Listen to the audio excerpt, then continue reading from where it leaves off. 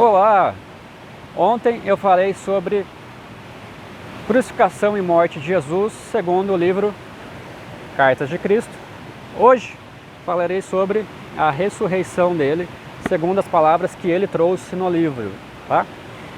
Novamente eu fiz um compêndio e coloquei aqui no leitor digital para fazer um bem bolado. Bom, o livro é muito disruptivo para a nossa cabeça, principalmente quem passou por religiões, né, igrejas. Machuca um pouquinho de ouvir, vai ficar bravo comigo, mas se chegou nesse momento, você está assistindo o vídeo, algum porquê existe nisso.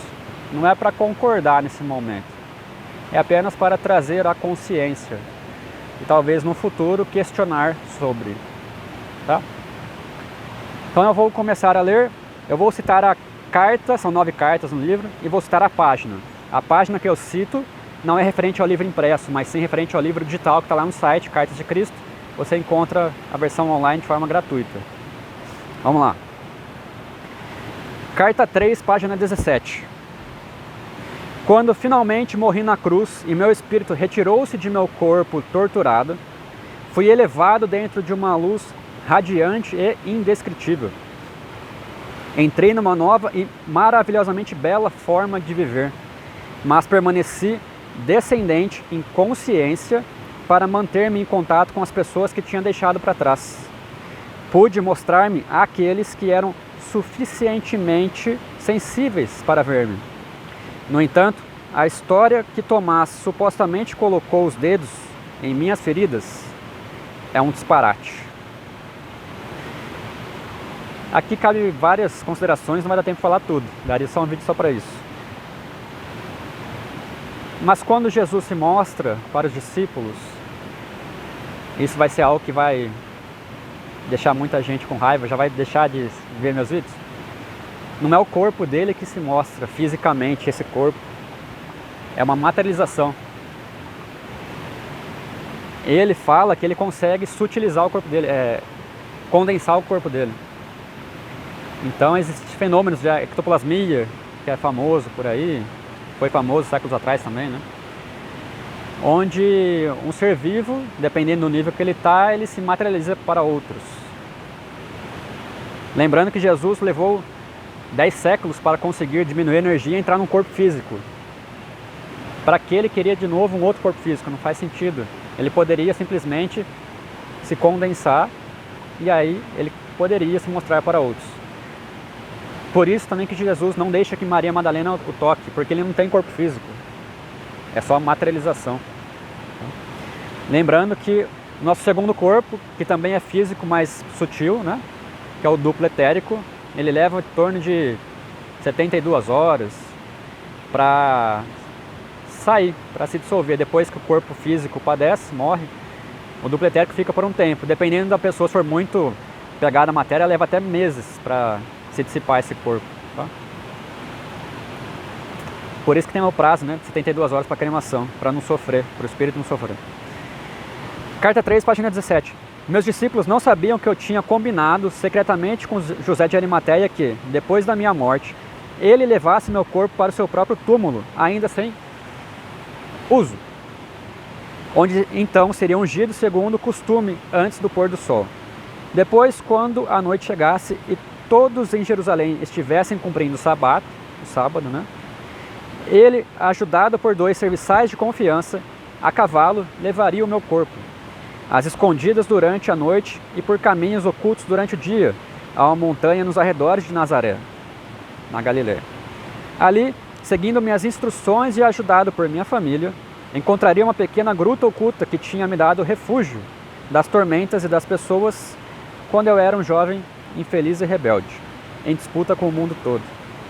José prometeu-me que encontraria a gruta seguindo o mapa que eu havia dado a ele e que me deixaria ali, depois de mais um embalsamamento. Depois, reconstruiria a pequena entrada para escondê-la totalmente dos possíveis intrusos. Ali, meu corpo descansou livre de incômodos. Então a gente percebe que foi um pedido de Jesus que José de Arimateia levasse ele para aquela gruta que é mencionado na Bíblia, né?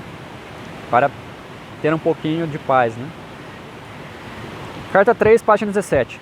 Foi dito que meu corpo ressuscitou dos mortos. Que absurda história inventada pelas mentes daqueles que não sabiam como explicar satisfatoriamente minha morte na cruz como um malfeitor. Porque eu teria necessidade de um corpo terreno para continuar a existência em outra dimensão? Como esse mito ridículo pôde persistir até o século XXI? Isto dá a medida da falta de compreensão dos cristãos. O fato de, até hoje, terem aceitado cegamente tal dogma. É mais importante o corpo reviver ou o espírito ser imortal? Para que você dá mais atenção? Corpo? Você está pegado na matéria ainda? Carta 3, página 17. Pense nisso com cuidado, tendo sido liberado de um corpo terreno e tendo vivido a experiência de êxtase e de glorioso encantamento, que é a passagem a uma dimensão superior da consciência universal. Por que eu iria querer voltar à dimensão terrena e entrar em meu corpo outra vez? Que utilidade isso teria para mim em seu mundo e no meu? Enquanto a substância física de meu corpo durante a vida na Terra poderia ser espiritualizada quando estivesse perfeitamente harmonizada com o Pai Consciência Amorosa, meu corpo não seria um transtorno e impedimento para minhas viagens posteriores nos reinos espirituais superiores? Então ele fala que quando tivesse integrado de novo a consciência universal, ele poderia se condensar aqui, se mostrar para outros, como se fosse uma forma física, tá? Mas mais sutil, né? Carta 3, página 17. As coisas visíveis não são mais do que uma manifestação das frequências vibratórias específicas na consciência, que produzem um cintilar de minúsculas partículas, criando um aspecto de matéria sólida. Cada substância visível possui sua própria frequência vibratória única. Uma mudança na taxa de vibrações produz uma alteração na aparência da matéria. Quando as energias de consciência mudam, também mudam as aparências da matéria. A gente está na terceira, quarta dimensão aqui, né? Conforme a gente vai elevando a dimensão consciencial, a gente vai se utilizando, vai liberando esses corpos mais densos. Até que a gente não precisa mais. Lembrando que são 7 corpos, qualquer dia a gente fala sobre isso. E ele fala que, dependendo da frequência, aqui não consigo com o meu dedo. Mas se eu mexesse muito rápido, você não veria. É algo sólido que sumiria, deixaria de ser sólido. Então nada mais é do que um cintilar de partículas. Carta 3, página 18. Portanto, era possível que eu me concentrasse e baixasse as frequências da minha consciência a tal ponto que minha forma se tornasse visível ao olho humano. Podia retornar aos meus discípulos e ser visto por eles. E assim eu fiz. Amava-os mais do que nunca e devia a eles tanto consolo e apoio quanto era capaz de dar depois da minha morte. Além disso, era necessário dirigir meu próprio poder dentro de suas mentes com o fim de dar a eles o ímpeto e a coragem para continuar a obra que eu havia começado. Então, de novo, ele fala que ele poderia se tornar visível sem um corpo físico. Carta 3, página 18. Porém, quero que você saiba que a consciência individualizada que tenho ascendido em frequências vibratórias até os portais da dimensão criativa universal, transformando-se em luz individualizada, uma consciência individualizada que não necessita de nenhum corpo para expressar e desfrutar de tudo que a consciência gloriosa possa conceber nos reinos espirituais mais altos. É um supremo estado de ser de encantamento sem nenhuma das necessidades, desejos ou impulsos experimentados por aqueles que não tenham ido mais alto e além do ego. Então ele fala nosso ego, né, nosso apego à carne, à matéria, que nos prende aqui e nos impede de nos elevarmos. Carta 3, página 19. Enquanto são dados os passos para apresentar essas cartas ao mundo exterior, haverá exatamente as mesmas recriminações, a mesma condenação, os mesmos falatórios de Satanás, do diabo, como houve quando ensinei na Palestina. Ânimo, reze para ter coragem.